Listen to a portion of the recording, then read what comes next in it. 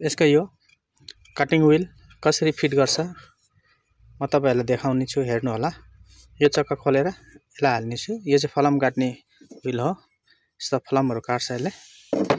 अब यसलाई कसरी चेन्ज गर्छ म तपाईहरुलाई देखाउने छु। सबैभन्दा पहिला यो प्लगबाट चाहिँ कनेक्सन यताबाट चाहिँ हटाइदिनु होला।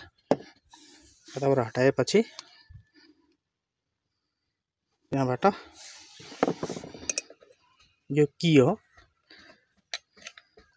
यसको पछाडी चाहिँ यो लक हुन्छ। यसलाई लक चाहिँ दबाए त्यसपछि यो लक हुन्छ। यो लक भएपछि यसलाई कीले यसरी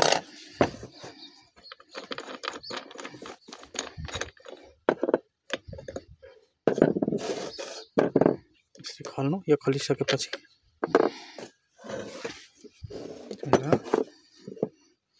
यो चाहिँ सेफ्टी गार्ड हो। यो सेफ्टी गार्डलाई चाहिँ यसरी फिट गर्नु। यसरी फिट गरेपछि यसलाई चाहिँ यसरी फुल टाइट गर्नु। यसलाई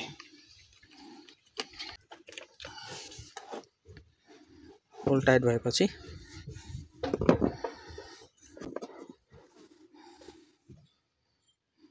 यो हेर्नु। यो जुन चाहिँ यो चाहिँ ठ्याक्कै यसमा यसरी मिल्नु पर्ने हुन्छ। यसले यसरी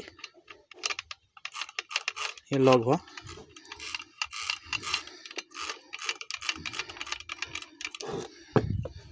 भएपछि यतापट्टि चाहिँ नहाल्नु। यता यसरी ठ्याक्कै हाल्नु।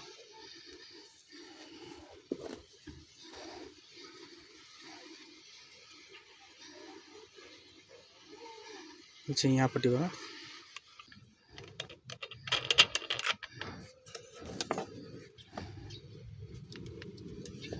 लक थिच्नुको पछि यसलाई यसरी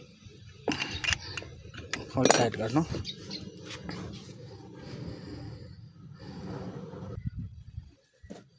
त्यसको पछि यो हाल्नु। यो हालिसकेपछि